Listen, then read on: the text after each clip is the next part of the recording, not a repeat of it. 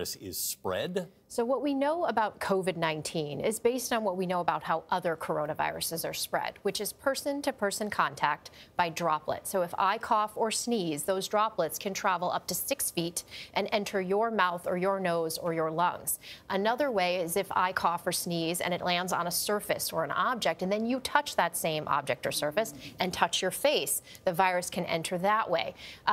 We do think that, as I said, the spread is confined to about 6 feet, that it's not really airborne like some diseases like measles are, for example. So that's why people are concerned with the masks. What are some of the signs and symptoms?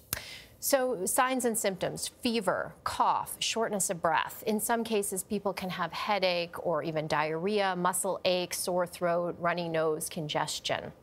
It's easy to work yourself up. I was in the gym working out in LA over the weekend. Somebody starts coughing, you look over at them. You're on a plane, somebody starts coughing and sneezing. Yeah.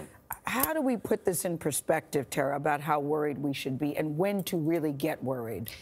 I think what everybody is saying is that we need to be prepared and not panicked, right? That's what easier said than done. It is easier said than done. But when you look at what we know from China, 80% of those cases were mild. They had mild symptoms. Yeah. Only about 14% were severe, and even less were critical.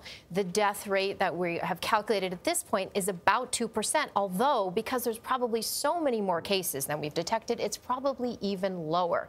So in the grand scheme of things, for most people, if they get it, it will end up being a mild disorder. And it can be treated. It can be treated if you get it. It can be treated. Well, treated with supportive care, right? We don't have any sort of antiviral that's designated. Yeah, there's no vaccine. Yet, and there's no vaccine. When does it become deadly? Right. Yeah. So the issue with COVID-19 is that this virus can affect the lower tract of your airway. So it can enter those cells that line your respiratory tract in the lungs.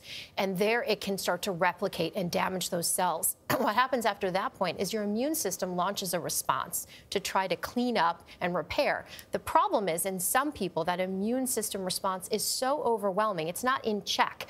And that basically floods the lungs with inflammatory mediators and cellular debris, and you also have leakiness of the blood vessels. So essentially the lungs start to drown. And that's a situation that can become a severe pneumonia. The pneumonia can then progress to what we call sepsis, where you can have a drop of blood pressure, and multi-organ failure. And that's how it really causes death. You know, the lungs are where we exchange oxygen and carbon dioxide. So if your lungs are full of fluid and debris in the cellular material, you cannot get oxygenated blood into your cells to the rest of your body. That's how it becomes severe.